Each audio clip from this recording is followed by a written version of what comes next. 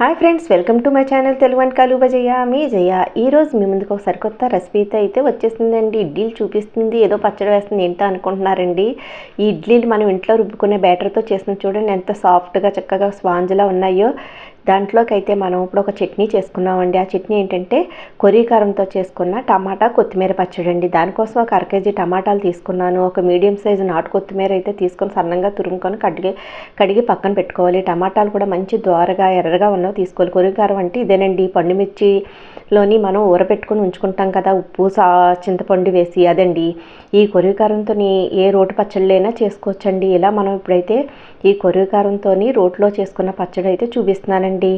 చూసారు కదా, దానికోసం స్టవ్ మీద బాండీ పెట్టుకొని ఆయిల్ వేసుకొని, ఆయిల్ వేడెక్కిన తర్వాత ఒక్కొక్క మంచి చారెడు కింద మనకు కావలసినంత టేస్ట్గా చక్కగా 1/2 కేజీ టమాటాలకండి ధనియాలు 1 టేబుల్ స్పూన్, మినపప్పు 1 టీ స్పూన్, ఒక జీలకర్ర, అలాగే 10 మెంతులు అలా వేసుకొని అవి బాగా వేగిన తర్వాత అయితే అండి ఈ కొత్తిమీర కడిగి శుభ్రం చేసుకున్నాం కదా, ఈ ఆయిల్లో మంచిగా పచ్చివాసన పోయే వరకు మగ్గబెట్టుకుంటే అండి పచ్చడి అనేది మంచి టేస్ట్గా ఉంటుందండి. చూసారు కదా, ఇలా బాగా మగ్గిన తర్వాత ఒక గిన్నెలోకి తీసేసుకొని ఇది పక్కన పెట్టుకోవాలండి. ఇప్పుడు ఇందులో మనం ఎటువంటి పచ్చిమిరకాయలు ఎండుమిరకాయలు వేయించుకోవట్లేదండి, ఎందుకంటే కొరికారం వేసుకుంటున్నాం కదా, అందుకని చెప్పి ఇందులో సాల్ట్ చింతపండు కూడా వేసుకునే అవసరం లేదండి. అందులో సాల్ట్ చింతపండు కూడా ఉంటుంది కాబట్టి దానికి చూసుకొని టేస్ట్ సాలపోతే మనం పచ్చడి రుబ్బుకునేటప్పుడు కొంచెం సాల్ట్ యాడ్ చేసుకుంటే సరిపోద్దండి.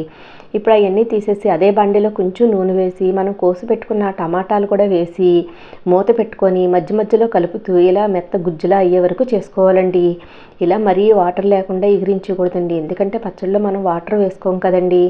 ఇలా రుబ్బుకుంటే మనకి జ్యూసీగా ఉన్నది పచ్చడి అనేది మంచిగా జారుగా టిఫిన్లోకి కదండి మంచి జారుగా ఉంటే బాగుంటుందండి. ఇవన్నీ చల్లారిన తర్వాత అయితేనండి ఇప్పుడు మనం రోలు శుభ్రంగా కడుక్కొని తుడుచుకొని పక్కన పెట్టుకున్నామండి. ఈ రోట్లోకి అయితే ముందుగా మనం వేయించి పెట్టుకున్న ధనియాలు, జీలకర్ర, కొత్తిమీర, అందులో ఒక వెల్లుల్లి రేకలు కూడా వేసుకొని ఒక 5-6 ఇవన్నిటిని మెత్తగా నలిగే వరకు అయితే ఈ పత్రంతో కొంచెం అటు ఇటుగా కచ్చాపచ్చగా దంచుకొని దాన్ని రుబ్బుకోవాలండి. అప్పుడైతే మనకి మంచిగా నలుగుతాయి. ఏంటి వెల్లుల్లి గుడ్లు, ఈ ధనియాలు కొంచెం కచ్చాపచ్చగా చిదుగుతాయి కదండి ఈ పత్రంతో అలా మెదుపుకుంటే. తర్వాత ఈ పత్రంతో రుబ్బుకోవడం వల్ల అయితే పచ్చడి అనేది మంచిగా త్వరగా నలిగిపోద్దండి రోకల బండ కంట. చూసారు కదా, ఇప్పుడు ఈ కొరికారాన్ని అయితే 2 టేబుల్ స్పూన్లు అయితే వేస్తున్నానండి. మనకు తగిన స్పైసీ కానీ టేస్ట్ని బట్టి చూసి మనం వేసుకోవాలండి. ఇప్పుడు నేనంటే 2 స్పూన్లు వేసానని కాదండి, మీరు తీసుకునే టమాటాలను బట్టి అలాగే మనం తినే స్పైసీని బట్టి, కొంతమంది కొంచెం కారం ఎక్కువ తింటారు, కొంతమంది కారం తక్కువ తింటారు, దాన్ని బట్టి వేసుకోవాలండి ఈ కొరికారం అన్నది. ఈ కొరికారంతో చాలా రోటి పచ్చళ్ళు చేసుకోవచ్చండి. ఈ కొరికారం రెడీ చేసి మనం పెట్టుకుంటే సంవత్సరం పాటు నిల్వ ఉంటుంది కదండి. ఈ పండుమిర్చి అనేవి ఇప్పుడే దొరుకుతాయి, మనకి ఇప్పుడే సీజన్ అండి, తర్వాత దొరకు ఈ మార్చి నెలలు వెళ్ళిపోతే. ఇలాంటప్పుడు మనం చేసి పక్కన పెట్టుకుంటే దీంతో చేసుకున్న పచ్చళ్ళు మనకి ఎవరికైతే ఇష్టమో వాళ్ళందరూ చక్కగా ఈ రోటి పచ్చళ్ళు, బీరకాయ పచ్చడి కానీ, టమాటా పచ్చడి కానీ, కొత్తిమీర పచ్చడి కానీ, కొబ్బరి పచ్చడి కానీ, ఇందులో గోంగూర పచ్చళ్ళు అయితే ఇంకా టేస్ట్గా ఉంటుందండి. ఇలా చేసి పెట్టుకోవచ్చండి. ఆ కొరివికారం కూడా వేసుకొని మెత్తగా నలిగిన తర్వాత మనం మగ్గబెట్టి పక్కన పెట్టుకొని ఈ టమాటా ముక్కలు కూడా వేసుకొని మెత్తగా రుబ్బుకోవాలండి. ఇది టిఫిన్లోకి కానీ, ఇడ్లీ, దోశ, రైస్లోకి కానీ ఇందులోకైనా సూపర్ టేస్టీగా ఉంటుందండి. ఇలా చేసి పెట్టుకుంటే ఫ్రిడ్జ్లో ఒక 4-5 రోజులు నిల్వ ఉంటుందండి. టిఫిన్లోకి కానీ, రైస్లోకి కానీ చక్కగా వాడుకోవచ్చు. వేడివేడి అన్నంలో కొంచెం నెయ్యి వేసుకొని తింటేనండి సూపర్ టేస్టీగా ఉంటుందండి. చూసారా, ఒక్క చిటికలోనే నలిగిపోద్దండి, ఒక్క 10 నిమిషాలు ఈ రోట్లోని. చూసారుగా ఫ్రెండ్స్, నేను ఎంత చక్కగా రుబ్బుకున్నాను. వీడియో అయితే అందరికీ నచ్చిందా అండి? నచ్చితే లైక్ చేయండి, లైక్ చేసి షేర్ చేయండి మీ ఫ్రెండ్స్కి, రిలేటివ్కి. మీరు లైక్ చేయడం వల్ల వీడియో ఎక్కువ మందికి రీచ్ అయ్యి నాకు సపోర్ట్ చేసిన వాళ్ళు అవుతారండి. ఇప్పుడు మనం ఇలా అంతా నలిగిన తర్వాత ఉప్పు కారం చూసుకొని మధ్యలోని సాలపోతే వేసుకోవచ్చండి ఇంకో స్పూను.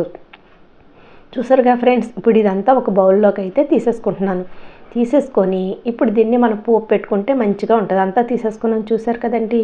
ఇలా రోలు ఉంటే మనం రోట్లో చేసుకోవచ్చండి. పూర్వకాలంలో మన పెద్దవాళ్ళు పచ్చళ్ళు రోట్లోనే చేసుకునేవారు కదండి, అందుకే అంత కమ్మగా టేస్టీగా ఉండేవి.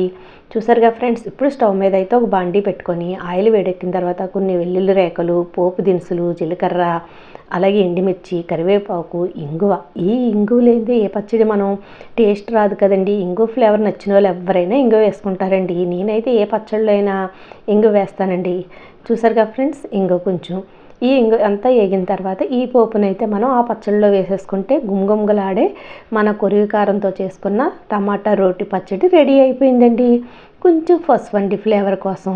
చూసారు కదా ఫ్రెండ్స్, ఎంత మంచిగా తయారు చేసుకున్న ఈ రోటి పచ్చడిలో చక్కగా వేసేసుకొని పోపు మనం వేడివేడి ఇడ్లీలో వేసుకోగాని దోశలో కానీ వేసుకొని తింటే ఎంతో టేస్టీగా ఉంటుందండి.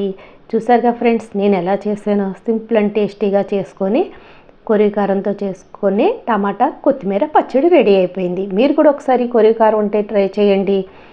చూసారుగా friends, thank you for watching.